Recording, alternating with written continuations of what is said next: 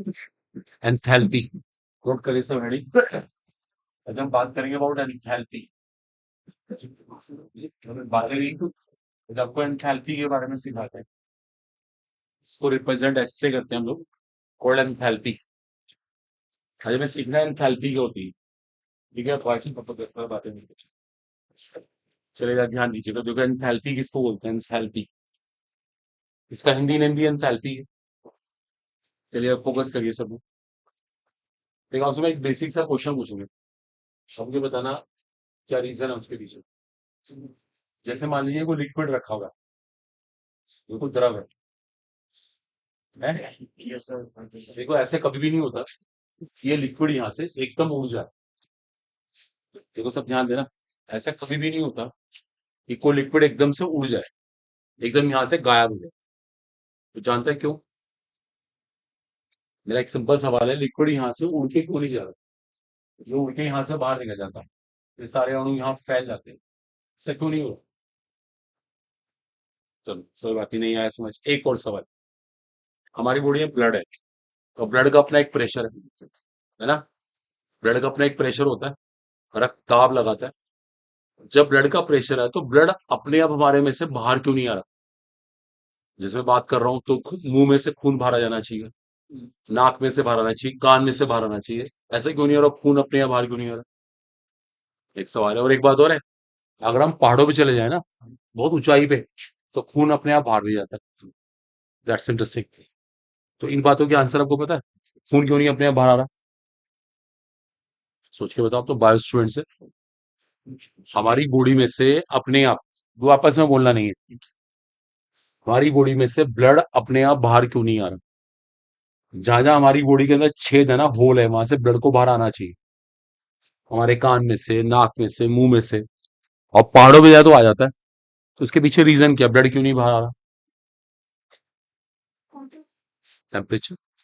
कैसे? पूरी बात समझाइए, टेम्परेचर कैसे बोल दीजिए।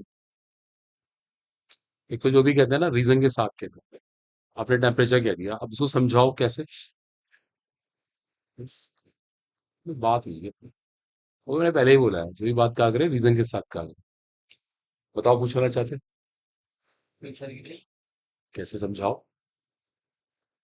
अभी तो कह रहे प्रेशर, ब्लड क्यों नहीं बाहर। आप लोग भी सोच सकते हैं ब्लड क्यों नहीं बाहर। वेन्स में तो घूम रहा है। जैसे मैं बात कर रहा हूँ तो मुंह में से बाहर आना चाहिए खून को, और पहाड़ों पे तो आ जाता है, यहाँ नहीं आ रहा। चलो हम चले जाएं हाइट पे, बहुत ऊंचाई पे चले जाए, खून अपने आप बाहर आ जाएगा, नाक में से, कान में से अपने आप बाहर आता है। ये भी होता है। कोई तो रीजन होगा इसके पीछे। इसको जो कहना बताया जल्दी से, अगर किसी को पता है, सोचो एटलीस्ट, यहाँ नहीं आ रहा वहां आ रहा है, या फिर क्या रीजन है। बताओ क्या कहना चाहते हो उसका रीजन है। देखिए सुनिए, अगर ब्लड का अपना प्रेशर है ना, तो हमारे भी तो प्रेशर काम कर रहा है। हमारे पे किसका प्रेशर काम कर रहा है? वायु का, हवा का। हवा भी तो दाब लगाती है। ध्यान दो, अगर मान लो ये हमारा बॉडी स्ट्रक्चर है, अगर ब्लड अंदर से प्रेशर लगा रहा है तो ऊपर से प्रेशर उसके भी लग रहा है। और बाहर वाला प्रेशर क्या है? ज्यादा ज्यादा है, हल्का सा ज्यादा है। दैट्स द पॉइंट, इससे ब्लड बाहर नहीं आ पा रहा। हाँ अगर पहाड़ों पे चले जाते तो वहां बाहर का प्रेशर कम हो जाता, अंदर का प्रेशर ज्यादा होता, तो खून बाहर आता ही है। ये तय है बिल्कुल। बिल्कुल सच बात है कि हम सबकी बॉडी के ऊपर एयर प्रेशर लगा रही है। कहते हैं वायुमंडलीय दाब, सुना होगा आपने, एटमोस्फेरिक प्रेशर, ये तो होता है। हम सबके ऊपर प्रेशर काम करता है। क्लियर हो रहा है? इसलिए ब्लड बाहर नहीं आ रहा। पहली बात। दूसरी बात सुनो, ये पानी उड़ के यहाँ से बाहर क्यों नहीं गया, या लिक्विड यहाँ से उड़ के बाहर क्यों नहीं गया? इस लिक्विड के ऊपर भी क्या काम कर रहा है? एक प्रेशर काम कर रहा है, एक दाब काम, उसको रोक के रखा हुआ है ऐसे, तो जाने दे नहीं रहा इसको। देखो पहले बात को समझो, इस लिक्विड पे प्रेशर काम कर रहा है, या हम लोग हैं, हमारे ऊपर भी एक प्रेशर काम कर रहा है। पहले इसको समझना पड़ेगा। मान के इस बात को? पक्का? अब मैं आपको सिखाता हूँ इंथैल्पी के। अगला सब दोबारा ध्यान दें तो, जो मैंने आपको धर्मों में पहले एक बात सिखाई थी, हर सिस्टम के पास एक इंटरनल एनर्जी होती है, जैसे क्या कहते हैं, आंतरिक ऊर्जा। हर सिस्टम के पास एक आंतरिक ऊर्जा होती है। एक ऐसी ऊर्जा होती है जो उसको लगातार खर्च करनी पड़ती है अगेंस्ट, किसके अगेंस्ट? एटमोस्फेरिक प्रेशर के अगेंस्ट। देखो यहां देखो सब लोग, ये जो सिस्टम बना हुआ ना सिस्टम, इसके पास दो तरह की एनर्जी है, दो तरह की ऊर्जा है। एक तो आंतरिक ऊर्जा है, इंटरनल एनर्जी है। एक ऐसी एनर्जी है जो इसे लगातार खर्च करनी पड़ रही है अगेंस्ट, अगेंस्ट एटमोस्फेरिक प्रेशर, वो होती है पीवी। क्या कहते हैं उसे? PV, pressure into volume. देखो दो एनर्जी है यहाँ पर। एक तो एनर्जी ऐसी है जो आंतरिक ऊर्जा है, और एक एनर्जी ऐसी है जो इसे लगातार खर्च करनी पड़ रही है अगेंस्ट एटमोस्फेरिक प्रेशर, उसे कहते हैं पी इंटू वी। जो इनका सम होता है, टोटल होता है, टोटल, उसे क्या कहते हैं? एंथैल्पी। आया समझ नहीं? दोबारा देखो, दोबारा एक मिनट, छोड़ दो इसको भी। एक और सवाल। जैसे आपने देखा, मान लीजिए भाई हम कुछ भी काम नहीं करते, कोई फिजिकल वर्क नहीं कर रहे, तब भी भूख लगती रहती है हमें। मान लीजिए सर, आपको, आप रात को खाना वाना खा के सो गए, सुबह उठे, कैसा लगेगा यार? भूख लग रही है, कुछ खाने का मन कर। क्यों होता है ऐसे? जबकि रात भर को काम तुमने किया नहीं, तो देखो सोए रहे, लेटे रहे सर, कोई फिजिकल वर्क तो नहीं हो रहा। बताओ ऐसा क्यों हो रहा है? भूख क्यों लगती है हमें बार बार? क्योंकि हमारी बॉडी 24 घंटे काम करती रहती है, 24 आवर्स। हमारा शरीर लगातार काम कर रहा है। क्यों? किसके अगेंस्ट? एटमोस्फेरिक प्रेशर के अगेंस्ट। ये सच बात है। बायोलॉजिकली हम 24 घंटे काम कर रहे हैं। जैसे मैं बोल रहा हूँ, चलो मैं तो एनर्जी लगा रहा हूँ, आप ऐसे ही खाली बैठे, आप ऐसे ही आंख मीच के बैठ जाओगे ना, तब भी आप काम कर रहे हो। किसके अगेंस्ट? एटमोस्फेरिक प्रेशर के अगेंस्ट। समझने की कोशिश करो।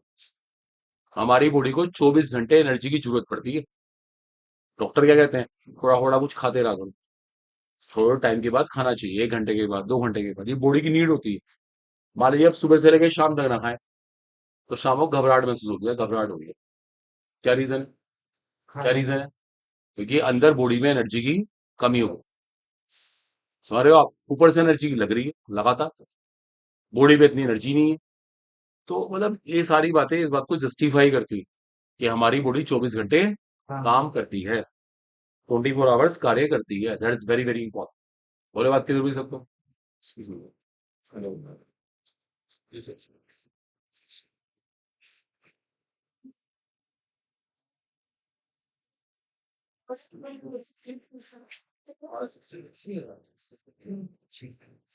आपका दिन अच्छा शेयर। ठीक है, थैंक यू सो मच। ठीक है, देखिए बातें नहीं, साफ इंडिकेशन मिल रहा है कि हमारी बॉडी 24 घंटे काम करती है। इस तरह सिस्टम 24 आवर्स काम कर रहा है। किसके अगेंस्ट काम कर रहा है? एटमोस्फेरिक प्रेशर के अगेंस्ट। अब यहाँ दो ऊर्जाएं हैं, एक तो एनर्जी है ई, एक एनर्जी है पीवी। पीवी का मतलब भी एनर्जी है, देखो आप चेक करो। आपने प्रेशर को वॉल्यूम से मल्टीप्लाई की, दाब गुणा आयतन। दाब को ऐसे लिख सकते हैं फिजिक्स के according, force upon area. Volume upon area क्या होता है? हाइट। और फोर्स इनटू हाइट क्या होता है? वर्क, कार्य। देखो साफ दिख रहा है, ये भी वर्क है, ये भी एक एनर्जी है। तो कहने का मतलब पता क्या होता है? सिस्टम, सिस्टम के पास दो एनर्जी है, एक ई है और एक पीवी है। एक काम और करते हैं, देखो भी सुनते रहना। इस सिस्टम को ऊपर से बंद कर देते हैं। अगर आपने इसको ऊपर से बंद कर दिया, आपने इसको ऐसे पैक कर दिया, बताओ पैक करने से क्या होगा? पैक करने से क्या होगा? ऊपर से पीवी काम कर रहा, उसे पीवी एनर्जी लगाने की जरूरत। अब सिर्फ एनर्जी कौन सी है? जस्ट ई। डिफरेंस है, अब एनर्जी ई है। जो एनर्जी पहले एच थी वो ई बन गई। पहले की एनर्जी एच थी, अब वो ई काउंट होगी। देखो अब एंथैल्पी क्या, मैं डिफाइन करूं। एंथैल्पी क्या है? एनर्जी ऑफ अ सिस्टम, एक सिस्टम की ऊर्जा है at constant, at constant, very good, constant pressure. ये ऊपर से खुला हुआ है ना system, eight constant pressure and constant temperature. देखो समझ आ ध्यान से, स्थिर दाब और स्थिर ताप पर, स्थिर दाब और स्थिर ताप की ऊर्जा है। जब ऊपर से बंद कर दिया आपने, पता क्या बन गई? Internal energy. अब इंटरनल एनर्जी क्या होती है? Energy of a system eight constant volume. क्या कहेंगे इसको? कांस्टेंट वॉल्यूम, स्थिर आयतन की ऊर्जा। इसको स्थिर आयतन की ऊर्जा बोलते हैं। नोट करो प्लीज आप ये देखते हैं।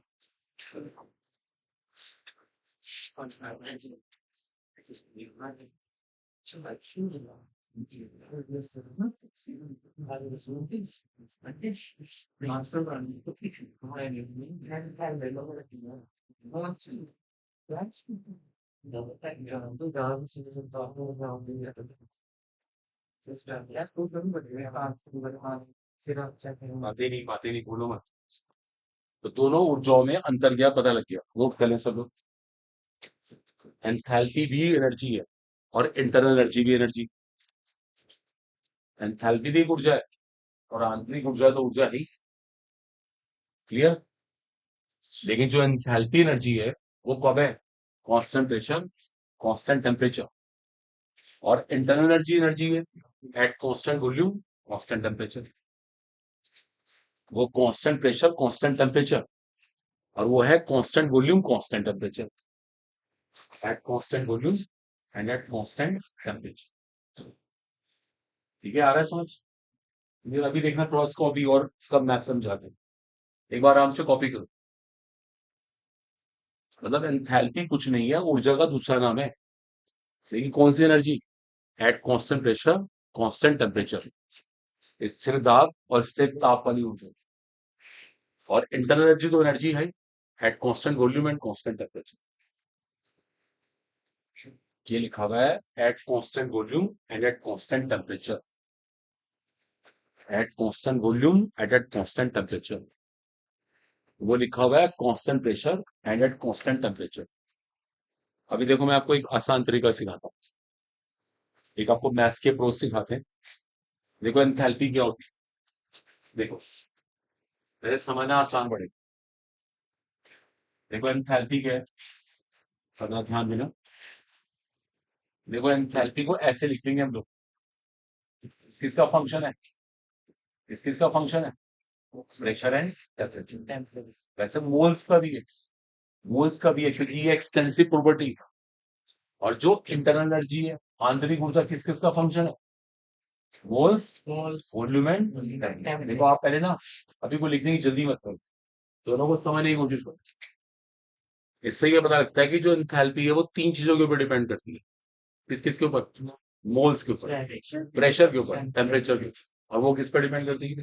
Moles, volume and temperature. ऐसे भी लिख सकते हैं मैथ्स में। बोलो आई बात समझ? अंतर समझ पा रहे हो? दो अलग अलग ऊर्जाओं के नाम है ये, दो अलग अलग एनर्जी के नाम। एक एनर्जी कांस्टेंट प्रेशर टेम्परेचर, एक एनर्जी कांस्टेंट वॉल्यूम। और अंडरस्टैंडिंग में एक बार आप भी ऐसे लिख सकते हैं, लिख सकते हैं इस तरह से। अपनी अंडरस्टैंडिंग के लिए आप भी ऐसे लिख लीजिए। ठीक है स्टूडेंट्स, कोई भी कंफ्यूजन नहीं होना चाहिए।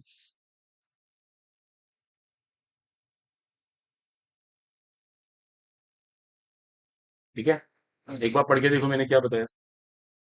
सब पढ़ के देखिए। ठीक है, कोई भी कंफ्यूजन नहीं होना चाहिए।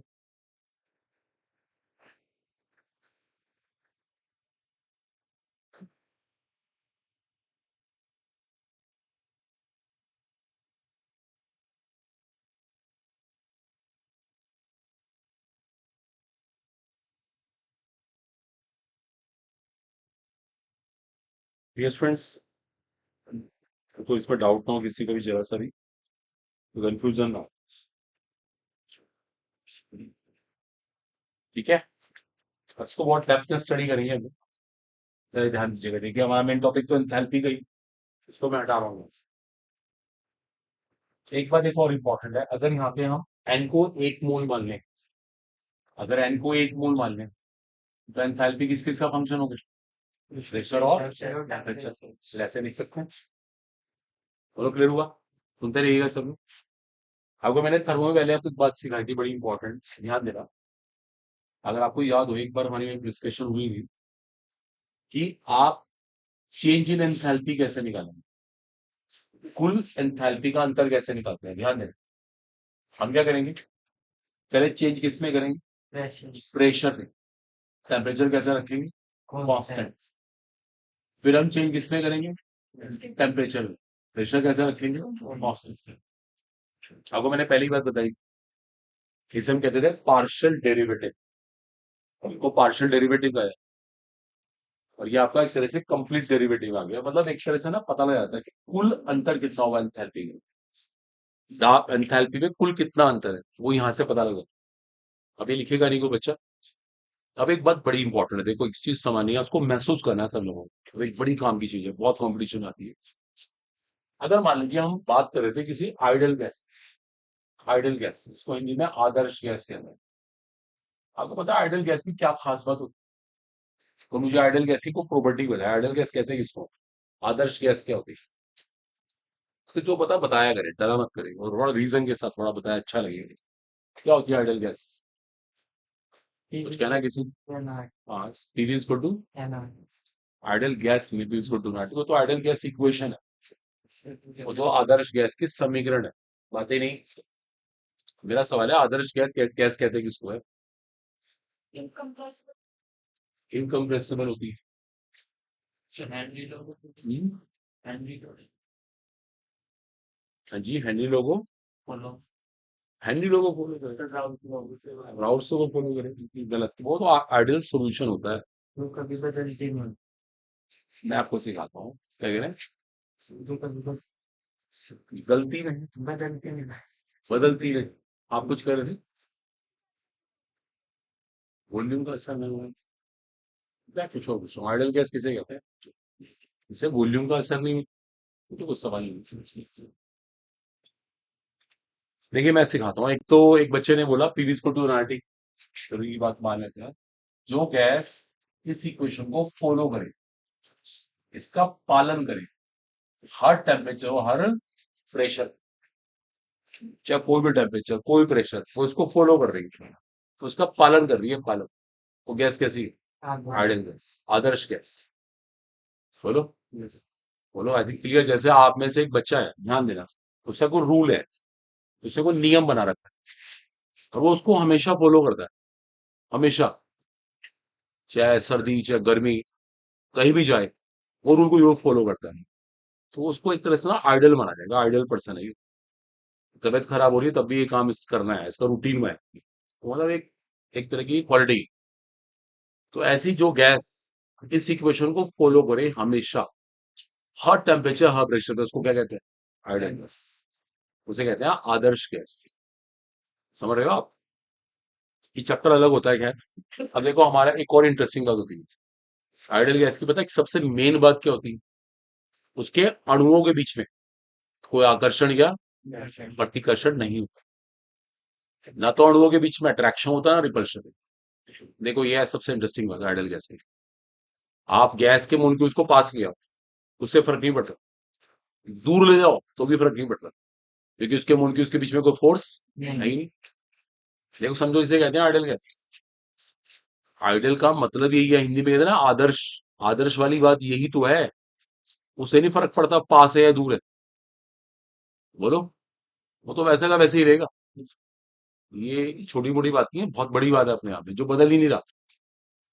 बोलो, मान लीजिए आप कुछ दिन अपनी फैमिली दूर रह जाए, आपको कोई यहाँ से शिफ्ट कर दे बाहर, कि आप दिल्ली रह के कोचिंग करो, कहीं से क्या कोटा वोटा भेज दे, तो अपनी फैमिली की याद आती रहेगी आपको। आप फैमिली में फोन करे पूछोगे, परेशान से जाओगे, इमोशनल हो जाओगे। और एक ऐसा पर्सन है, उसे को फर्क नहीं पड़ता, वो कहीं रह ले, क्योंकि ये शो करता है कि वो आइडियल है। ये क्वालिटी सब में नहीं है, ये क्वालिटी हम लोगों में नहीं है, हम कहीं ना कहीं इमोशनल होंगे ही होंगे। वो 1 महीने में, कुछ 2 महीने में, कुछ 6 महीने में होगा, देखो रे सब लोग अपने घर मिलने आते ही आते हैं, तो रीजन होता है, वो अलग स्टोरी नहीं। तो आइडियल गैस की ये सबसे खास बात है, उसके मोलिक्यूल्स के बीच में कोई फोर्स नहीं होती, ना अट्रैक्शन ना ही रिपल्शन। देखिए सुनिए, एक बहुत का देखो फील करना है सबने, जब उसे प्रेशर टेम्परेचर से फर्क ही नहीं पड़ता, देखो उसका मतलब क्या हुआ, उसका ये फैक्टर क्या हो गया, उसका ये फैक्टर क्या हो गया, समझो आप, जीरो हो गया। क्यों? प्रेशर के बदलने से, प्रेशर आपने ज्यादा लगा दिया, प्रेशर आपने कम कर दिया, इसके अंदर अंतर नहीं आएगा ही नहीं। तो ये तो क्वालिटी आइडल केस को समझने की कोशिश, मैंने कहा ना, आप पास गए या दूर गए फर्क नहीं पड़ता। गैस कह रही है मुझे कोई फर्क नहीं पड़ रहा चाहे मॉलिक्यूल पास है दूर जाए, उसका ये वाला फैक्टर देखो जीरो है, ये वाला फैक्टर जीरो है। ये फैक्टर शून्य है। इसका मतलब ये चीज यहां से क्या हो गई, पूरी की पूरी गायब। पूरी चीज यहां से गायब हो गई। और ds सिर्फ क्या है, किसका फंक्शन बन गया, सिर्फ टेम्परेचर का फंक्शन बन गया। That's very very important. देखो मैं एक बात शॉर्ट में कहूँ, एक बात सिखाई जाती है कॉम्पिटिशन क्लासेस के अंदर। आइडियल गैस के लिए, आदर्श गैस के लिए, आदर्श गैस की बात कर रहा हूँ, एंथैल्पी सिर्फ किसका फंक्शन है, टेम्परेचर और उसका अमाउंट, दोनों आएंगे। मोल भी आएंगे, मोल तो आएंगे यार। अब देखो दोनों में अंतर देखो, वहां पे सिर्फ क्या आ रहा है, NO2, और वहां पे क्या आ रहा है, NV आ रहा, TB आ रहा, PV आ रहा।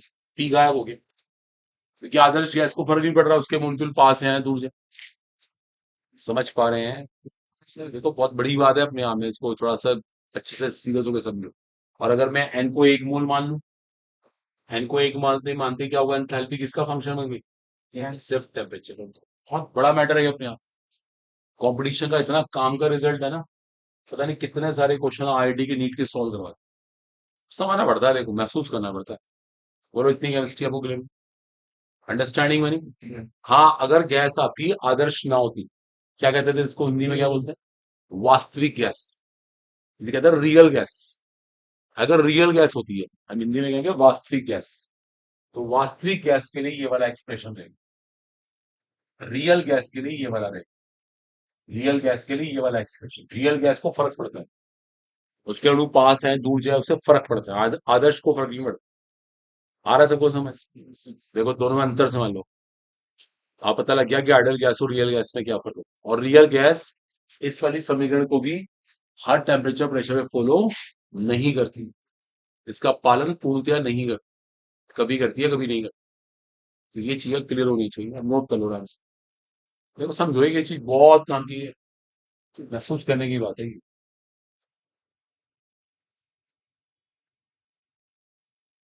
Most most important. एक मिनट में आ रहा हूँ, नोट कीजिए।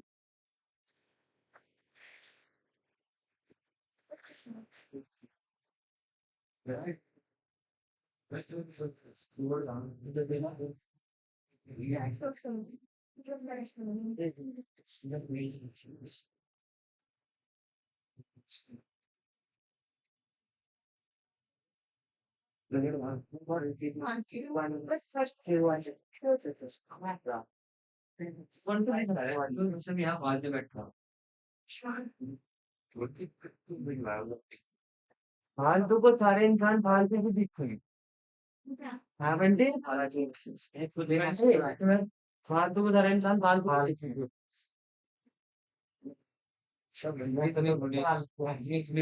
हाँ ये तो है बात कोई नहीं। नहीं मुझे देखती तेरी, अगर तो सही इंसान हो ना, अब तो क्या नहीं तो फालतू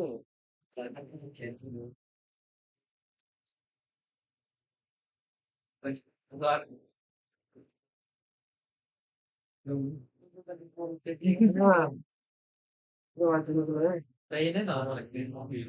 क्यों देखता है जो तेरा काम नहीं करवा दो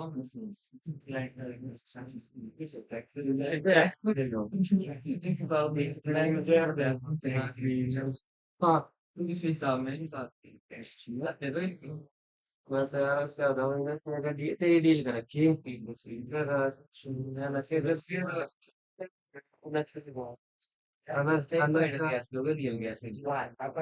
हाँ अगर पता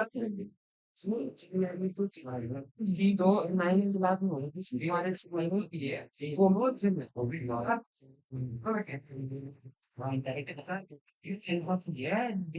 रेडी थी अनकमर तेरा भाषण लेकिन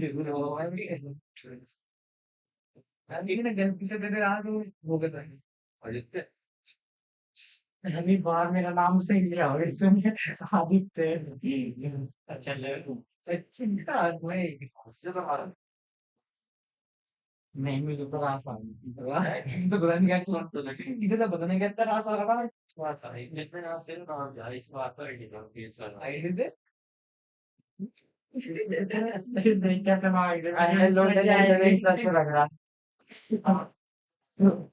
कैमरा बंद कर या क्या समझ, तो एंथैल्पी की डेफिनेशन आ गई, और एंथैल्पी का किससे रिलेशनशिप पता लगता है, आइडियल गैस में क्या होता है। इन सब चीजों को नोट कर लिया सब लोगों ने?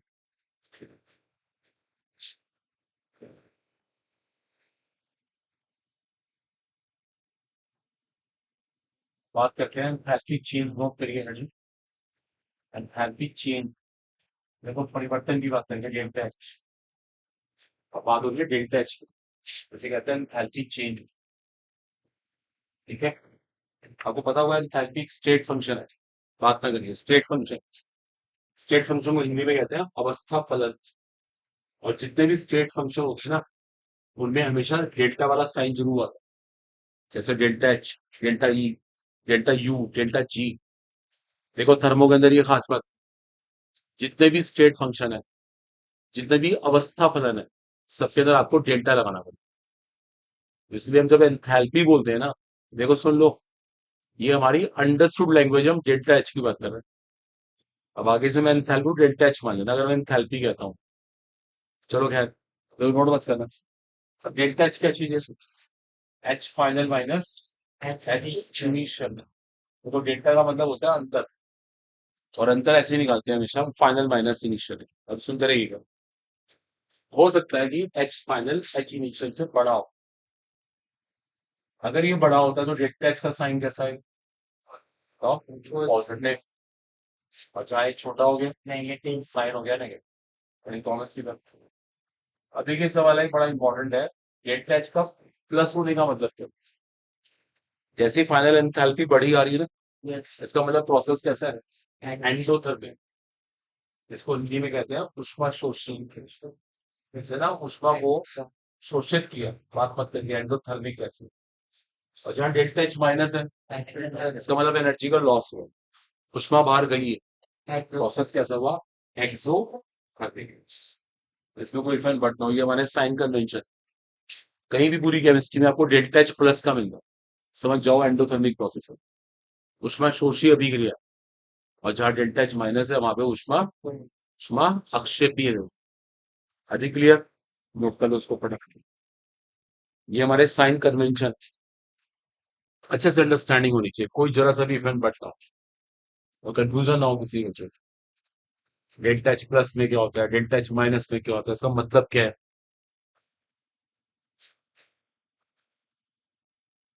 सेटिस्फाइड?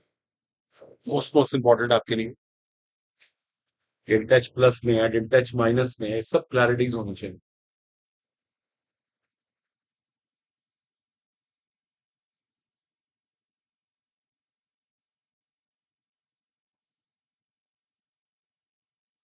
ठीक है, तब तक हमने सीखा एंथैल्पी क्या होती है, that is very important. Ideal gas में, आदर्श गैस में एंथैल्पी किसके ऊपर डिपेंड करती है, पता लगा। उसके बाद ये भी सीख लिया कि डेल्टा एच का प्लस होने का मतलब क्या है, माइनस होने का मतलब क्या है, और एंथैल्पी और इंटरनल एनर्जी में क्या डिफरेंस है, पता लगता है। तो देखिए हमारा अगला हेडिंग है, और मैं आपको इसे निकालना सिखाऊंगा। डेल्टा एच को निकालते हैं कैसे। देखिए अगर डेल्टा एच का निकालने का मेथड समझा कि बहुत काम का है, जो सिखाने जा रहा हूँ ना, इसके बाद तो क्वेश्चन आने के पूरे पूरे चांस है, अगर सब देखो टेंशन देगा। देखिए ऐसा होता है इंथैल्पी का, अब देख लिया आपने, H equals to E plus P. सुनते रहना, अभी हम पढ़ के हैं एंथैल्पी है दो एनर्जीज का सम, उनका योग। कौन कौन सी एनर्जी का? एक तो इंटरनल एनर्जी और एक पीवी। ओके सुनते रहिए। अब हम क्या करते हैं, दोनों साइड डेल्टा से मल्टीप्लाई कर रहे हैं, डेल्टा से गुणा कर दिया हमने दोनों साइड। ये में अंतर चाहिए, डेल्टा से मल्टीप्लाई किया। अब डेल्टा से अंदर ही मल्टीप्लाई कर, देखो अंदर मल्टीप्लाई करने के बाद हम यहाँ तक आए, दिक्कत। और डेल्टा पीवी को हमने ऐसे लिखा, डेल्टा पीवी को हमने इस प्रकार से लिखा। और यहाँ तक कुछ कंफ्यूजन हो बताओ, और आई बात समझ। डेल्टा का मतलब क्या होता है, अंतर। अंतर कैसे निकलेगा, फाइनल माइनस इनिशियल। तो डेल्टा पीवी को हमने लिखा P two V two minus P one U. बोलो, अंडरस्टैंडिंग बनी? मतलब पूछे पी टू वी टू क्या है? पी टू है बाद वाला प्रेशर, वी टू है बाद वाला वॉल्यूम। और P1 क्या है? पहले वाला प्रेशर, P1 है पहले वाला वॉल्यूम। बोलो है ना, दो ही तो स्टेज है भाई, हम अंतर निकाल रहे हैं, दो स्टेज होगी नहीं होगी, एक इनिशियल एक फाइनल। तो फाइनल प्रेशर फाइनल वॉल्यूम यहाँ आएगा, इनिशियल प्रेशर इनिशियल वॉल्यूम यहाँ आएगा। अभी को लिखेगा नहीं, आपके सामने एक बहुत ही काम का फॉर्मूला बन गया, इसको सब समझें, महसूस करें, इसके ऊपर क्वेश्चन मिल जाएगा बहुत आराम से। एक क्वेश्चन फॉर्मूला रेडी हो गया हमारा, रटे ही नहीं, सोच रहे, बहुत आसान है। अगर हमें H equals to E plus P भी पता है तो हम इसको बना सकते। पहला पॉइंट मेरे को नोट नहीं करेंगे। अब एक शब्द रख देते हैं कि हम तो ना कांस्टेंट वॉल्यूम पे काम करते हैं। देखो बच्चों, हम कांस्टेंट वॉल्यूम पे काम, अब कांस्टेंट वॉल्यूम की बात हो, जैसे हमने कांस्टेंट वॉल्यूम कहा, देखो अब इस फॉर्मूले में एक चेंज आएगा। बताओ कांस्टेंट वॉल्यूम पे क्या करोगे? ना देखो सब बच्चे, अब कांस्टेंट वॉल्यूम का मतलब क्या हुआ? ये भी बी है तो ये भी बी है, दोनों बी है ना, अब दोनों को बी कहना पड़ेगा। P two B minus P one B, B ले लिया हमने कॉमन, तो P two minus P one होगा नहीं, क्या बन गया ये? डेल्टा। क्या बन गया बच्चों? Delta P. देखो हमारा एक फॉर्मूला आ गया बहुत कम। देखो उन्हीं से बताते जा रहे हैं हम क्वेश्चन के हिसाब से काम करेंगे, वो किस कंडीशन में काम करें। न्यूमेरिकल यहाँ से भी आ जाते हैं और यहाँ से भी फिजिक्स की बुक के अंदर भी फॉर्मूला हो, अभी लिखने की जरूरत नहीं हो। हमने सोचा था कि हम कांस्टेंट वॉल्यूम में काम करते हैं, अगर हम कांस्टेंट प्रेशर कर दे तो अब कांस्टेंट प्रेशर पे क्या होगा बताओ? प्रेशर पी सेम हो जाएगी, चीज राइट है, पी सेम हो जाएगी, पी कॉमन भी हो जाएगी, पी सेम तो होगा ही होगा, पी कॉमन भी हो जाएगा, और जहां हमने पी कॉमन दिया P two minus B one, इसे क्या कहते हैं? Delta B one. देखो एक फॉर्मूला और आ गया, ये हम क्वेश्चन पढ़ के समझेंगे। देखो देखो तीन केस बना दिए हम लोगों ने। अगर प्रेशर वॉल्यूम में से कुछ भी कांस्टेंट नहीं है तो इसको लगाना, अगर प्रेशर कांस्टेंट है तो इसको लगाना, और वॉल्यूम कांस्टेंट है इसको लगाना। पूछा ही नहीं। एक और बात, देखो एक आखिरी बात और समझिए, ये बहुत काम की है, मेरा सबने महसूस कर। अब हम बात करते हैं गैस के लिए, अब हम आइडियल गैस के लिए गैसेस की बात करते हैं, आइडियल गैस की बात करें, मान लीजिए हम आइडियल गैस की बात करें। देखो ऐसा ध्यान देना, आपको पता है आइडियल गैस के लिए पीवी टू क्या होता है? एनआरटी। ओके बात, हमारे डिस्कशन में टेम्परेचर क्या है? कांस्टेंट। अभी देखा हम टेम्परेचर की बात नहीं करते बिकॉज तापमान स्थिर है, टेम्परेचर कांस्टेंट है। अच्छा आर पहले कांस्टेंट है, तो आप सोच के बताओ, जो ये पीवी या पीवी, जो भी इसके अंदर बदलाव आएगा वो किसकी वजह से आएगा? की बात है, मोलो की वजह से आएगा। Right, very good. देखो सोचना होगा, टी वैसे कांस्टेंट, आर भी कांस्टेंट, तो पीवी को बदला किसने? मोल तो बदला, कहीं ना कहीं मोल जिम्मेदार है, ये मोल ही कहीं ना कहीं पीवी को बदल रहा है। अब देखो मैं क्या करूंगा, देखो जरा समझना, जो हमारा ये फॉर्मूला था, अब देखो मैं एक बदलाव करूंगा, बहुत काम की चीज है, बहुत ही इंपॉर्टेंट। ये पता क्या है, इसको मैं हटा के यहाँ डेल्टा एन लिख दूंगा, डेल्टा एन। देखो बड़ी कॉमन सी बात है, क्योंकि इसका इसका रिलेशनशिप एन से, वो डेल्टा एन लिख दिया मैंने, लेकिन आरटी भी आएगा। आर ओ टी तो मैंने वैसे कांस्टेंट रखे हुए हैं, तो वहां रहेंगे ना, उनकी वैल्यू तो मानी जाएगी। देखो delta N R T formula बना के। और एक बात अभी सुनना, डेल्टा एन वैसे क्या है? डेल्टा एन क्या है? मोल्स में डिफरेंस कितना है, अभी बताते हैं एक्चुअल में क्या है। जब हम मोल के डिफरेंस की बात करें तो किसके मोल आएंगे? सॉलिड के, लिक्विड के, गैस के? किसके मोल है? 100% गैस के, इसलिए मुझे यहाँ जी लगाना पड़ेगा। क्या लगाना पड़ेगा? देखो देखो अब सुन लें सब, क्लियर कर रहे हैं डेल्टा एन जी क्या चीज है? डेल्टा एन जी है sum of number of moles of gases products. क्या कहना चाहिए? Gases products minus sum of number of moles of gases reactants. कहना चाहिए गैसेस रिएक्टेंट्स। देखो गैसेस की बात ही होगी, सिर्फ गैस, और किसी के मोल नहीं ले आएंगे, सॉलिड लिक्विड सब गैस आई। इसलिए देखो, और ये क्या साइन होता है, क्या कहते हैं इसको? समेशन, जोड़ देना। इधर आप जितने भी प्रोडक्ट के गैसेस मोल है उन्हें जोड़ दो, ये रिएक्टेंट के गैसेस मोल जोड़ दो, उनका डिफरेंस है। बहुत ही काम का फॉर्मूला। बोलो सब बच्चों क्लियर हुआ? और जी का मतलब यहाँ पे गैसेस। ऐसा फॉर्मूला हम पहले ही पढ़ के आ चुके हैं इक्विलिब्रियम चैप्टर में, हमने वहां भी सीखा। देखो अब सब सुन लें, हमें क्या करना है, एक तो फॉर्मूला ये याद करना है, इसके ऊपर क्वेश्चन आते हैं, एक में ये बताओ, एक ये बताओ, और एक आखिरी में ये वाला फॉर्मूला। चारों फॉर्मूले अच्छे से क्लियर होने चाहिए अगर आपको क्वेश्चन करना सीखना है। नोट करिए, बहुत ही काम का फॉर्मूला।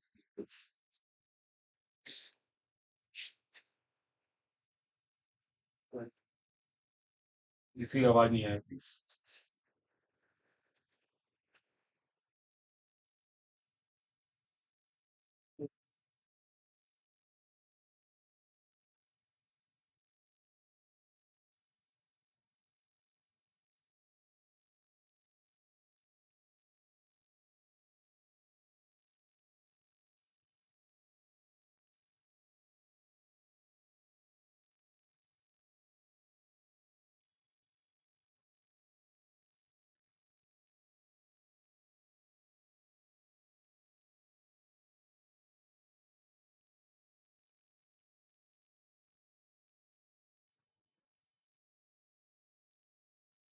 बातें नहीं नोट कीजिएगा हमसे, मोस्ट इंपॉर्टेंट है, यहाँ से बहुत क्वेश्चन आते हैं। आपने कभी लक्ष्यों का लिस्ट अप्लाई करके देखी? क्वेश्चन वैसे दिए थे आप लोगों ने? नहीं, तो कोई भी बात डाउट भी आए होंगे।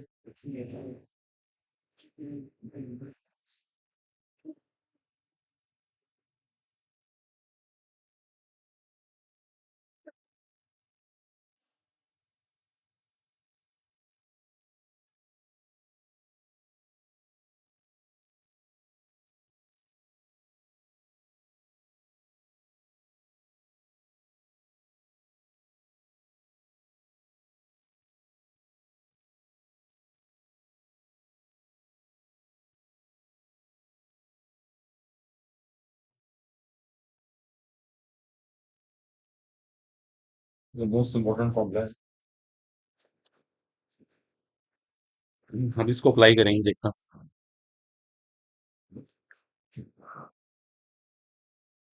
एक बार पूरे लेक्चर को देख लीजिएगा, ठीक है, एक बार पढ़ लेना, कोई भी कंफ्यूजन हो बताना मेरे को। ध्यान से कीजिएगा, sum of number of moles of gases products, गैसीय उत्पादों के मोलों की संख्या का योग, minus sum of number of moles of gases reactants, गैसीय विकारकों के मोलों की संख्या का योग, उनका अंतर लेना, डिफरेंस लेना, that is delta N G, और उसको वहां रख के उसको सॉल्व करना। अल्टीमेट फॉर्मूला है ये। आपको आईआईटी में, नीट में है, फॉर आइडल गैस लिखा हुआ है, for idol gas, Adarsh gas के लिए। ठीक है बच्चों, हाँ आराम से नोट कीजिए, कोई दिक्कत नहीं। अब इस पे एक सवाल कराते हैं, देखो आपको कुछ कॉन्फिडेंस आएगा।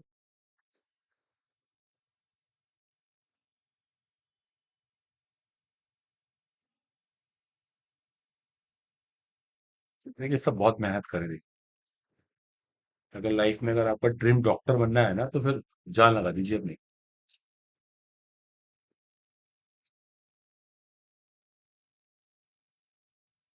ठीक है स्टूडेंट्स,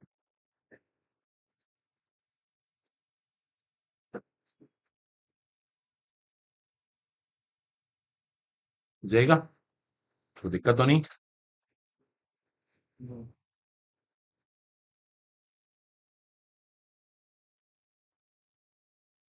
बातें नहीं है, अब कर दूं? देखो इस पे छोटा एक क्वेश्चन देखो आप, देखो एक बड़ी सिंपल सी प्रॉब्लम बनाते हैं नीट लेवल की, देखो सब ध्यान देना प्लीज। देखो आपको मैं एक समीकरण दे रहा हूँ, देखो आप सब ट्राई करना, बीच में मत बोलना, सब बिल्कुल ईमानदारी से करें, मैं रीजन तक पूछूंगा। फोर, मैंने आपको एक समीकरण दी, हर तरह से आपको हेल्प करेंगे, आप मुझे इसको देख के ये बताओ, for this which one is correct, which one is correct. क्या सही है? Delta H more than delta E, delta H less than delta E, delta H बराबर delta E, none of these. पीछे मत बोलना, ये चार ऑप्शन है। ठीक है, समीकरण को देख लें और देख के बताएं में से क्या चीज सही है। पीछे मत बोलना, इससे पूछो बताने। देख लो आराम से, क्वेश्चन को पढ़ो पहले। मैं सिंपल सी बात पूछ रहा हूँ, क्या डेल्टा एच डेल्टा ई से बड़ा है, छोटा है, बराबर है? मैडम बाद में लिखने मना तो कर रहे हैं लिखने से, क्वेश्चन पे देखो। चलिए सोचना शुरू कर दें सब लोग, पीछे मत बोलना, कोई भी इसमें से पूछो बताए। समीकरण मैंने आपको दे दी, अब मैं सिर्फ इतना पूछ रहा हूँ, कौन बड़ा कौन छोटा। इतना सा सिंपल सा एक मैथ्स, तो बहुत हाई फाई कॉन्सेप्ट है। करें स्टार्ट, डिस्कस करें। चलिए करें शुरू, है ना? ओके, आप बताना चाहते हैं तो सोचो आराम से और कॉन्फिडेंस से बताओ, जो भी कहना है, घबराने डरने की जरूरत नहीं। बताओ बताओ, सोचोगे नहीं आप गर्ल्स में से आप बताना चाहती हैं, बताइए। हाँ बताओ, सोचो, बहुत आसान है, बहुत आसान। हाँ कोई बात नहीं, कैरी ऑन, कैरी कैरी। बोलो मत ना, किसी को डिस्कस करें, डिस्कस तो बिल्कुल ही नहीं करना। जो होगा ईमानदारी से होगा, अपना डिसीजन होगा। आपको आता है? क्लियर हो गया? एक मिनट, मैं ये नहीं पूछ रहा आता ही नहीं आता। क्लियर हो गया आपको? ठीक है, चलो वेल। आप बताना चाहती हैं, अभी पूछते हैं आप लोगों से ना, बाकी लोग भी सब सोच रहे हैं ना, तभी तो पूछे। जो लोग बताना चाहते हैं अच्छी बात है, पूछ रहे हैं उनसे। सब पहले सोच रहे हैं अपना अपना आंसर। आप बताना चाहती हैं? बताइए, इससे पूछो। हाँ बताइए। मैं आपसे कह रहा हूँ, आपसे। ऐसे नहीं बताना पड़ेगा। आप बताएंगे लास्ट में, ठीक? जल्दी। बहुत मुश्किल क्वेश्चन पूछ दिया। कोई बात होता है ऐसे। आगे बैठे, पता है कॉर्नर में बैठी हैं आप, बताइए। लास्ट में corner, corner. Which one is correct and why? नहीं पता? सोचिए, फिर सोचिए, बहुत आसान सी बात है। मैं चाहता हूँ आप खुद सोचिए, मुझे बताना भी ना पड़े, बोर्ड पे सब लिखा हुआ है, अगर आप वहां देखेंगे ना, एक एक चीज क्लियर हो जाती है। जो लोग बताना चाहते हैं उनसे पूछ ही रहा, मैं चाहता हूँ सब लोगों को पता लगे, सब अपने ट्राई करें, कोशिश करें। आप बताना चाहती हैं, बताइए, पीछे बैठी। कोशिश कीजिए ना। चलो अच्छा, आपके अकॉर्डिंग क्या बराबर है? चलो सही बात, वेरी गुड। एक बच्चे ने पहले भी इक्वल कहा था और इन्होंने भी बोला इक्वल। दोनों बराबर है, डेल्टा एच बराबर डेल्टा ई। चलो कोई बात नहीं, आप पूछना चाहते हैं? पक्का? लॉक कर दें बिल्कुल? एक मिनट, एक मिनट प्लीज। आप कह रहे हैं स्मॉलर है, what is the answer? B. पीछे मत बोलो, एस बी है, व्हाई नॉट इक्वल? चार पांच लोग तो इक्वल कह रहे हैं बराबर है, बराबर है, आप कह रहे हैं स्मॉल। एक मिनट प्लीज मैडम। बिकॉज ये रिएक्शन एक्सोथर्मिक है, दैट्स व्हाई स्मॉल। ओके कोई बात नहीं, रिलैक्स। आप कुछ कह रही, वाई इज इक्वल क्यों नहीं है?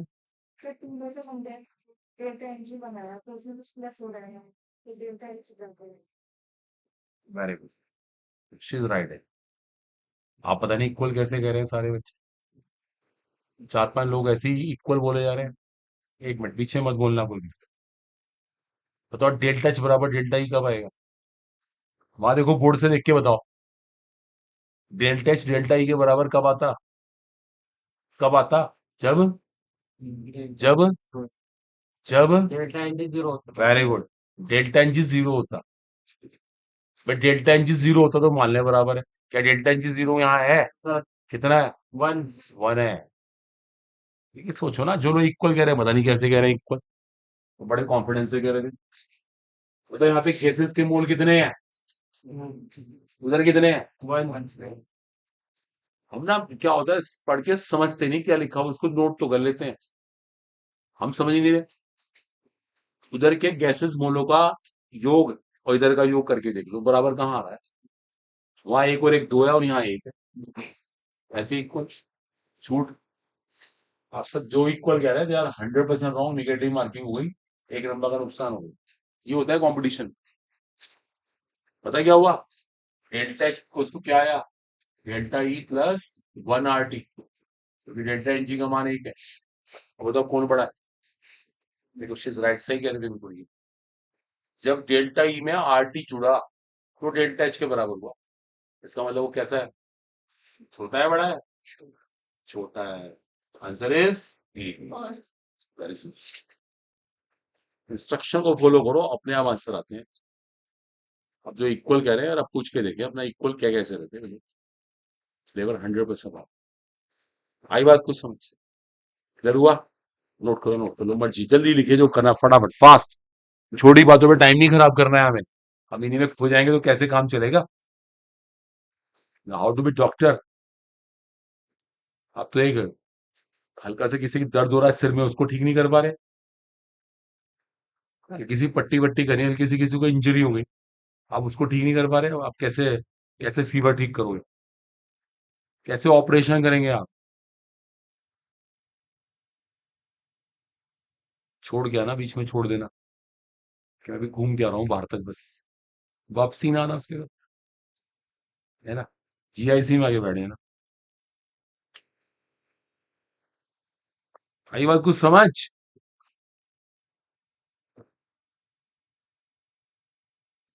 चलो एक और इक्वेशन लिखे अपने यहाँ। चलो एक आप सुन लो पहले, इस बार मैं इक्वेशन नहीं दे रहा हूँ, आप सुन लो पहले क्वेश्चन क्या है। मिथेन, सब मिथेन के बारे में जानते हैं। मिथेन की कंबशन की समीकरण लिखो, सब सुन लें। मिथेन की कंबशन, कंबशन क्या होता है? जलाना। जलाने का मतलब किससे रिएक्शन हो रही है? और O2 के साथ, ऑक्सीजन के साथ। She is right. सब मिथेन की ऑक्सीजन से रिएक्शन लिखे। शर्त है मिथेन का एक मोल है। क्या है आपके पास? एक मोल। लिखो पहले क्वेश्चन लिखो, मैं तो समझाऊंगा। लिखिए when 1 mole of methane is burnt, 1 mole of methane is burnt, burnt BURNT, burnt means जलाई गई, at 298 kelvin, at 298 kelvin, 298 kelvin पर।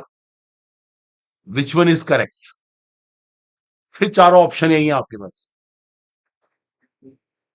एट 298 केल्विन, 298 केल्विन पर। Question is which one is correct? फिर चारों ऑप्शन यही है।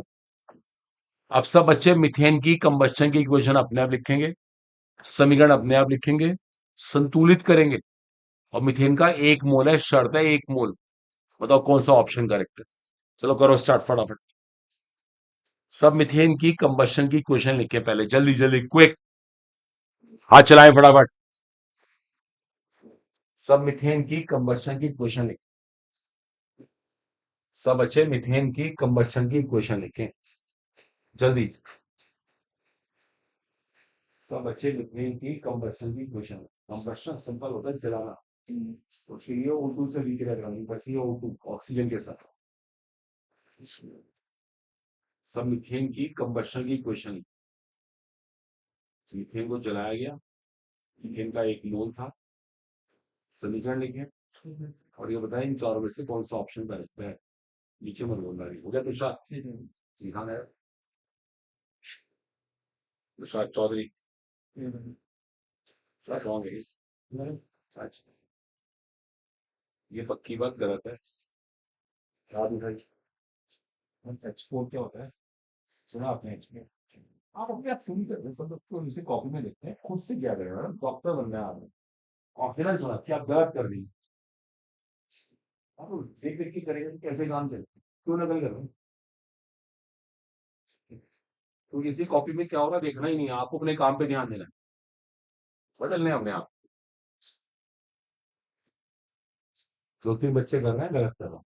आप बताइए भाई साहब, उसके बारे में करेंगे, सवाल ये करिए।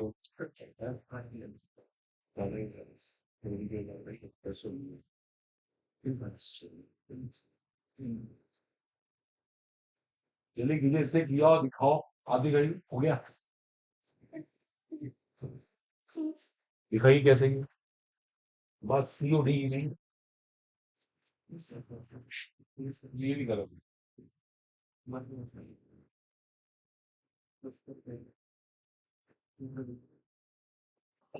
बट एनर्जी का मान कितना है? ये बताओ कितना है? सही से लिखा हुआ है। बोलिए भाई, आगे।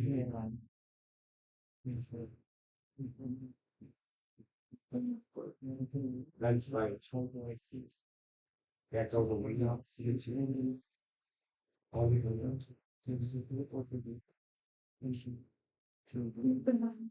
Essere invece molti silenzi, molti silenzi.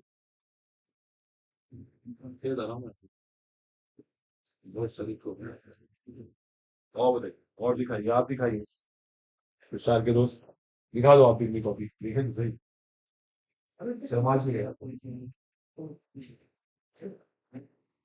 आपने भी दिखाया। और बहुत बढ़िया। इधर बैठे हैं बड़े अनदस भाई, बस समाज है। कल हुआ कि आपने तो कैसे लिखी देखते रहिए इस बार, ये आपको देख लिया उससे भी है ना। शेयर बोल दीजिएगा आपने मुझे देखा, मेरा चीजें देखते ही रह गए बस। क्वेश्चन होगा ही नहीं, सब देख ही जा रहे हैं ना बहुत देर से। बस हार गए। देख लो, कोई और ट्राई करना चाहता कर ले। आप बैठे इधर, आपसे हुआ मिस्टर आसिफ। आसिफ आप भी दिखा दो कॉपी। आप भी खाइए थोड़ा बहुत, आप भी देख ही रहे बहुत अच्छे से। आप ध्यान से बोल लीजिए, देख लीजिए आप भी कर लीजिए, मैं ट्राई। मैंने फर्स्ट ऑप्शन थर्ड ऑप्शन मुझे करने का वे चाहिए होती है। बात ये नहीं है कैसे डेल्टा एनजी की वैल्यू कितनी है, आपने इक्वेशन लिखी कहाँ कैसे लिखी? 2 - 1 इज 1। उधर पहले प्रोडक्ट को ऐड करते हैं, फिर रिएक्शन करते हैं, फिर रिएक्शन माइनस करते हैं। आपने रिएक्शन को आंसर नहीं, आंसर नहीं चाहिए, मतलब तरीका चाहिए, मेथड चाहिए। कोई बात नहीं। रिएक्शन गिवन बाय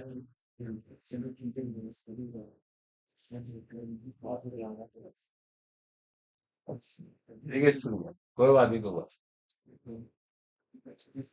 देखिए, बात मत करिए। जब मीथेन की आप देखिए, पहली बात ना सुन लो पहले। एक तो केमिस्ट्री में जब इक्वेशन लिखी जाती है ना, खासकर थर्मोडायनेमिक्स की, एक तो कई लोग रिजल्ट ही ठीक नहीं लिख रहे, इनको लिखना ही नहीं आ रहा है, बनेगा क्या। जब भी किसी हाइड्रोकार्बन का कंबशन करते हैं, जलाते हैं, क्या क्या बनता है? एक तो कार्बन डाइऑक्साइड, और आगे कहीं इसमें H2 बना के बैठे हैं, कोई H4 बना रहा है। अरे भाई, H2O बनता है, जल बनता है, वाटर। सोचने वाली बात ही नहीं है। लिखो मत, गो बच्चा। कई लोग इसको भी लिख नहीं पाए, बट अफसोस की बात। दूसरी बात सुनिए, इसको संतुलित करना नेसेसरी है। बैलेंस तो कीजिए इसको। मैंने कहा था 1 मोल लेंगे मीथेन, 1 मोल।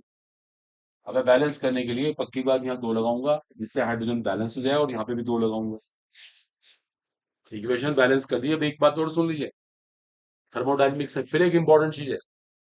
जब भी कोई इक्वेशन लिखी जाती है, उसकी फिजिकल स्टेट, उसकी भौतिक अवस्था बताना जरूरी है। बताओ, मीथेन क्या है रूम टेम्परेचर पे? Gas. Oxygen gas, carbon dioxide, और वाटर क्या है? लिक्विड। क्योंकि मैंने लिखा 298 केल्विन। पता क्या होता है 290 केल्विन? 25 degree Celsius. यहाँ देखो सब बच्चे, यहाँ पे टेम्परेचर का बहुत इंपॉर्टेंट रोल है। अगर मैं यही टेम्परेचर अगर मैं यही टेम्परेचर कह देता ना, 383 केल्विन, क्या होता? क्या होता पानी? क्या होता फिर ये? फिर वाटर क्या होता? अब देखते हैं। 273 माइनस कर दो, उसमें से कितना आया? 110। 110 डिग्री सेल्सियस। और 110 पे पानी नहीं होता, पानी उबल जाएगा। उसका बॉइलिंग पॉइंट कितना है? कितना खतरनाक है? 100। 110 पे तो गैस बन जाएगा। आ रही बात समझ? इसीलिए कहा था 200 केल्विन। देखो, सीखो आप, अभी हम कितने पीछे हैं। मैंने कहा ना, हम बहुत पीछे हैं। कोई हमें ऐसे ही मार देगा। हाँ, चाकू दिखाया और गए, मारेगा भी नहीं, चलाएगा भी नहीं, वहीं मर गए हम ऐसे खड़े खड़े। अभी हमारे हालात ऐसे हैं। लड़ने के तो बहुत, लड़ाई तो बहुत बाद में होगी। सब सुन लें, यहाँ पे पानी 100% लिक्विड स्टेट में है। थर्मो में इक्वेशन ऐसे लिखी जाती है। ये नहीं आपने समीकरण लिख दी उल्टी सीधी, ये नहीं चलेगी। सही लिखो, बैलेंस करो, ब्रैकेट में फिजिकल स्टेट लिखो, भौतिक अवस्था। आप उससे कह सकते हो उसको लिक्विड क्यों लिखा, क्योंकि मैं रूम टेम्परेचर पे काम कर रहा था, कमरे के तापमान पर। अब बात को फॉलो करो, डेल्टा एन जी क्या है, वो क्या लिखा हुआ, summation of number of moles of gases products. Gases products, बताओ यहाँ प्रोडक्ट्स कौन कौन है। CO2 गैसेस देख लो पहले प्रोडक्ट्स कौन कौन है, दोनों प्रोडक्ट्स हैं, लेकिन गैसेस यही है। कितने मोल है इसके, एक, दो नहीं है, एक इसके आगे एक लिखा हुआ, लो एक लिखा हुआ है। इधर कितने मोल हैं, एक प्लस दो, कितनी वैल्यू आई। देखो उसको 10 बार देखो ध्यान से, समझ आया नहीं आया, कोई हाँ में हाँ ना करे, समझ आया बोले। मैं पूछूंगा थोड़ी देर में आपसे सवाल फिर, क्यों -2 आया। मैडम बाद में लिख रहा है, पहले समझ ली, जल्दी क्या हो रही है, पहले लिख समझ सो लीजिए पहले। बताओ, दिमाग चलना चाहिए, क्यों -2 आ रहा है, क्यों एक किया, वो एक प्लस दो क्यों करा, क्लियर हो। बताओ क्लियर हो गया, 10 खान देख लो। आप देखिए, सीधी सी बात है, डेल्टा एच बराबर डेल्टा ई -2 RT आ गया, -2 RT, तो कौन बड़ा हुआ, कौन बड़ा हुआ, कौन बड़ा हुआ, कौन बड़ा हुआ, डेल्टा ही कौन बड़ा हुआ, डेल्टा ही कौन बड़ा हुआ, डेल्टा डेल्टा एच है डेल्टा ई। बोल उसका पीछे मत बोलो। आप बताइए लास्ट पे कौन बड़ा है इन दोनों में से, पीछे मत बोलिएगा। क्या डिस्कस कर रहे हो उनसे, क्यों, अब रीजन दीजिए वाई, ऐसा कुछ समझ आए, डेल्टा ई क्यों बड़ा है, क्योंकि, बोलो तो उनको, आप बताइए कॉर्नर में बैठे हैं कौन बड़ा है और क्यों, डेल्टा, डेल्टा एच बड़ा है, क्यों,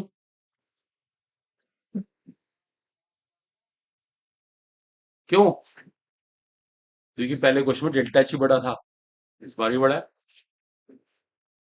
देखो आप बताएंगे पीछे बैठे, आप बताइए साथ में बैठे इनके, हाँ आप बताइए बताइए कौन बड़ा है। एक मिनट इनसे पूछ रहा हूँ मैडम, ये बैठी, आप बताइए, आप जिन्होंने व्हाइट दुपट्टा चुनी वाली, अब बताइए, हाँ जी बताइए जल्दी से, कौन बड़ा है, क्यों,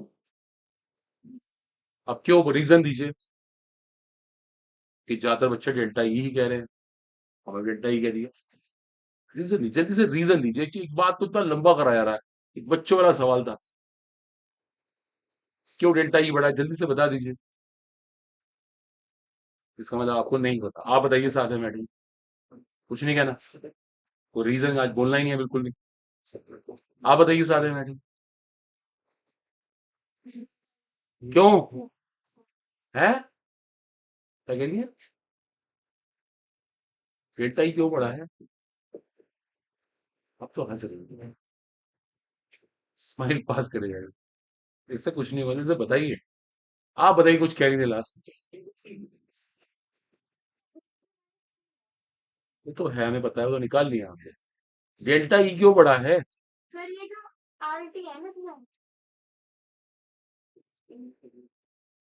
आगे, वो आरटी ही है, जो इसमें आरटी है वो आरटी ही है, आगे बताओ। हाँ तो है ना, मान लिया हमने, हम का मना कर रहे हैं, डेल्टा ई क्यों बड़ा है, बस हार गए आप, हाँ बताओ। सर डेल्टा एच को इक्वल करने के लिए है ना, डेल्टा ई में से 2 घटाना पड़ रहा है, इसीलिए डेल्टा ही बड़ा चलो बात ये मतलब आप कहना चाहते हैं कि डेल्टा ई में से कुछ घटा के डेल्टा एच के बराबर हुआ, है। कुछ कम करा गया तो बराबर हुआ, इसका मतलब वो बड़ा बड़ा अच्छा, ये तो कह रहे हैं आप, सही कह रहे हैं, शाबाश। अब आप देख लीजिए, बहुत सारे बच्चे इसको डिसाइड नहीं कर पा रहे, करो नोट करें, आप जब डॉक्टर बनेंगे ना, आप पैसे वैसे भी हिसाब हिसाब नहीं मिलेगा आपसे देखा मैं चेक। अगर किसी ने आपको 500 रुपए का नोट दिया और उसने कहा कि हमारे तो 69 69 रुपए काट लो, आप तो गए। आप तो कहीं देखेगा चाहे आप तो दो चार पैसे फालतू दे देना उसको, काटते ही नहीं आएंगे पैसे आपको। अब जो घटा करते रहना है, कोई बात नहीं। डॉक्टर इंडिया को ऐसे ही चाहिए, जो भी चार्जेस आती है ना, बर्बाद हो जाएंगे आप।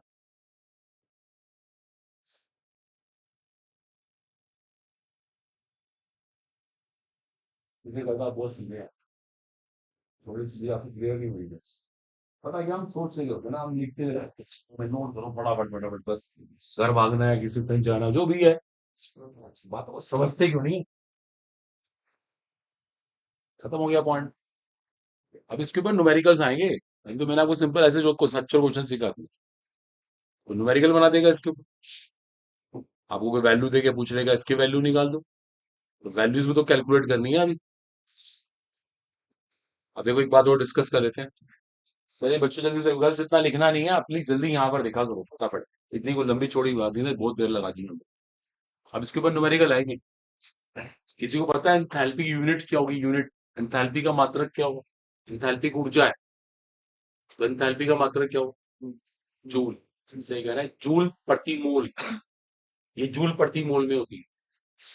और आंतरिक ऊर्जा किसमें होगी? वो भी तो ऊर्जा है, जूल प्रति मोल में होगी। जब न्यूमेरिकल करेंगे ना आप, ये भी जूल प्रति मोल, ये भी जूल प्रति मोल। तो जानते हैं आर की वैल्यू कितनी रखोगे आप? जब सवाल करोगे, आर एक कांस्टेंट होता है, गैस नियतांक कहते हैं, तो आर की वैल्यू कितनी रखोगे? सोच के बताना, देखो पहले एकदम मत बोल देना, सोचना एक एक चीज को, नाप तोल लेना। वो जूल प्रति मोल में है, वो भी जूल पे प्रति मोल में। तो आर की वैल्यू कितनी रखी? हाँ बताओ क्या करते हैं? किसे कहना आर की वैल्यू पता है? कुछ कह रहे थे 0.083, 8.3। और किसी को पता आर की वैल्यू क्या रखी? देखो शीज राइट है, 8.314। आर की तीन वैल्यू होती है। आर की वैल्यू यहाँ 0.083 नहीं आने की, वो लीटर वार में होती है, वो अलग है। जब भी न्यूमेरिकल्स को करोगे 8.314 रखना पड़ेगा, ध्यान रखना। ये आर की वैल्यू है, कोई देगा नहीं कॉम्पिटिशन में। ये मैं पहले से पता हो, हम जूल में काम कर रहे हैं। वो जो 0.083 है वो पीवी टू एनआरटी में रखी जाती है। एक तो आर की वैल्यू ये रखेंगे, और टेम्परेचर किस में रखेंगे? ये वाला कैल्विन में। क्यों रखेंगे कैल्विन में?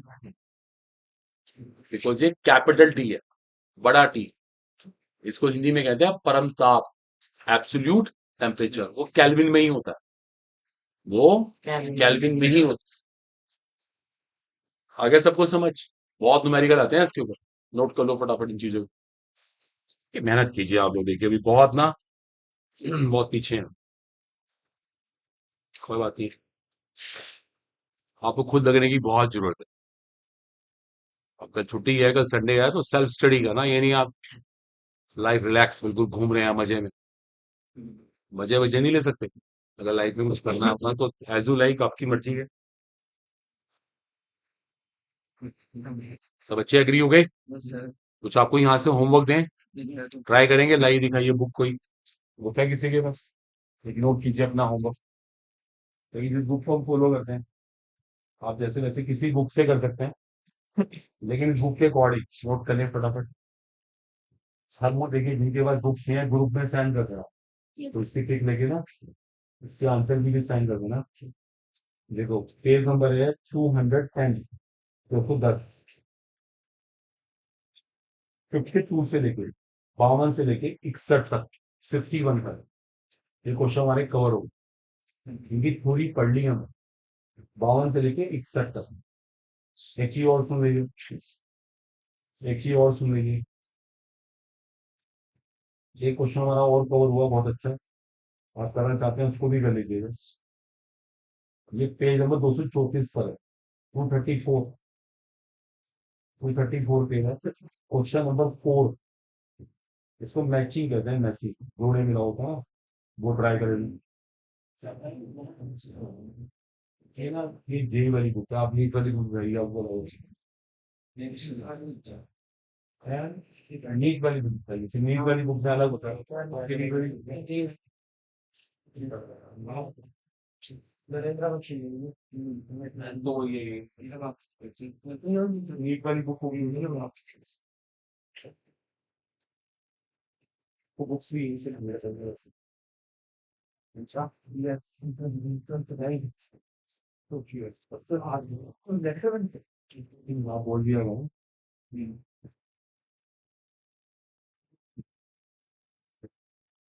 तो जियो में कॉलेज भी आपको मिल जाएगा, ठीक है, रूम आपके नाम हो जाएगा।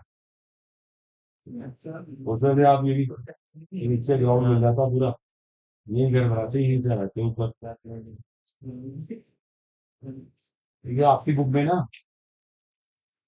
में पेज नंबर 195 पर है ये, 54 से लेके 63। आपकी बुक में मैचिंग नहीं है, एक वाली बुक में मैचिंग नहीं है, 54 से लेके 60 कर लीजिएगा, वो पिक सेंड करने को बहुत अच्छी है। मैं अपने लोगों को बोलो कभी, तो आजकल इतना इंस्ट्रूमेंट्स चलता है ग्राफ्स।